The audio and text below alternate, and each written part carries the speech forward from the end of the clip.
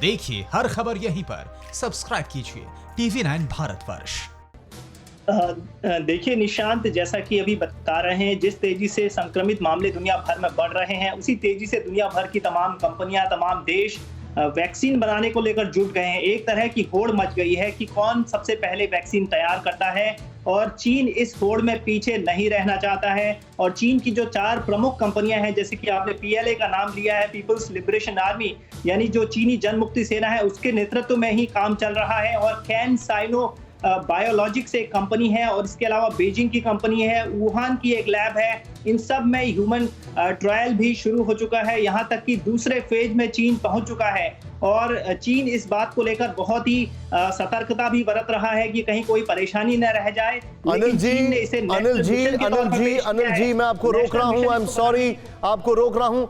अभी अभी आपने एक बात बोली, मेरे कान को छू कर गई और मैं अलर्ट हो गया। वुहान की लैब में भी ट्रायल चल रहा है, आपने कहा? जी हाँ, वुहान के एक बायो लैब है, उसमें भी वहां पर ट्रायल चल रहा है इसको लेकर। और लेकिन ये तक पक्का नहीं है कि मुझे उसका नाम उससे अलग लगा है। कोई बात नहीं, लेकिन एक बात मुझे बता दीजिए अनिल जी, मैं आपको बीच में रोकने के लिए माफी चाहता हूं। जिसने बीमारी दी वो दवा भी देगा कि नहीं देगा?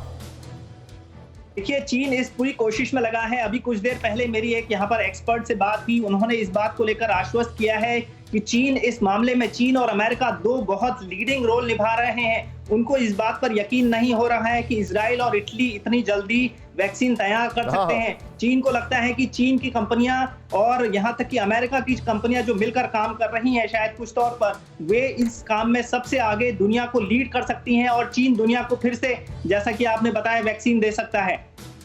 आप बहुत सही बता रहे हैं। और यहाँ पर मैं एक बात कहना चाहूंगा कि हम चाहेंगे कि चीन और अमेरिका इसमें मिलें, क्योंकि तब एक बहुत बड़ी वॉर कंडीशंस भी जो है वो कम होती दिखाई देंगी। लेकिन डॉक्टर अरुण प्रताप मेरे साथ हैं, जिन्होंने कई PhD कर रखी है, कॉर्नेल यूनिवर्सिटी से भी PhD कर रखी है।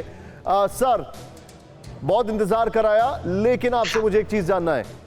अभी का जो स्टेटस है भारत में वैक्सीनेशन का, नंबर 1 वो क्या दिखाई देता है रियलिस्टिकली? ये पूरे दुनिया की जनता जानना चाहती है, क्योंकि मैं आपको रिकैप करके बता रहा हूं, इजराइल ने जो किया है वो सितंबर नवंबर से पहले वैक्सीन नहीं आता दिखाई दे रहा है। अमेरिका में अगले साल वैक्सीन आता दिखाई देता है। इटली ने जो किया है वो भी, जो हमारे पास जानकारी है, सितंबर से पहले नहीं अमेरिका में, बल्कि योशिता ने जो मुझे बताया है वो ये बताया है कि अगले साल इसमें, मतलब सितंबर तक हो सकता है इमरजेंसी केसेस में दिखाई दे। और इसके बाद डॉक्टर अरुण के बाद मैं वापस योशिता के पास आऊंगा। डॉक्टर अरुण, रियलिस्टिकली क्या देख रहे हैं आप? पहली बात, जो सबसे इम्पोर्टेंट चीज ये है देखने लायक कि ये जो डिजीज है इस समय पैंडेमिक सिचुएशन में, और हमें वैक्सीन डेवलपमेंट के एस्पेक्ट को कंट्री वाइज ना देख के हमें होलिस्टिकली ह्यूमन पॉपुलेशन के लिए देखना चाहिए। और जितना ज़्यादा से ज़्यादा रिसर्च कोलैबोरेटिव होगा, एक कंट्री दूसरे कंट्री को without seeing geopolitical, at least research के फील्ड में कोलैबोरेट करेंगे, तो हम जल्दी से जल्दी वैक्सीन के पास पहुंच जाएंगे, जो कि अच्छी एफिकेसी और उसकी टॉक्सिसिटी मिनिमम होगी, या जो ज़्यादा स्पेसिफिक होगी। इंडिया में वैक्सीन के अलावा जो एक दूसरी अच्छी चीज़ जो चल रही है वो है आयुष डिपार्टमेंट से रिलेटेड, जहाँ पे प्लांट बेस्ड कंपाउंड, जो पौधों से ऐसे कंपाउंड भी हैं जो एंटीवायरल प्रॉपर्टी भी शो करते हैं, जो कि ऐसे चीज़ों पर भी खो जा रही है। सो दूसरे देश से वैक्सीन के लिए काम कर रहे हैं। एक चीज़ और इम्पोर्टेंट है, वैक्सीन हम तब यूज़ करते हैं जब वैक्सीन को पहले से किसी इंसान को दे दिया जाए, सो दैट बीमारी ना हो। लेकिन अब ऑलरेडी बीमारी करीब कई मिलियंस लोगों को हो गई है, तो हमारे लिए जो इम्पोर्टेंट चीज़ है वैज्ञानिकों के लिए, वो थेरेपेटिक और डायग्नोस्टिक, ये 2 चीज़ें भी हैं, क्योंकि हमें जो बीमार है और जो होने वाले बीमार हैं उनको भी रोकना है। तो वैक्सीन के अलावा जो साइंस फील्ड को इन 2 चीज पर भी लगातार बराबरी काम करते रहना है। सर, मैं आपने जो बताया, मैं एक कॉमन मैन के तरीके से इसको सुन रहा हूँ, इंटरेस्टिंग लग रहा है, लेकिन समझाइए मुझे।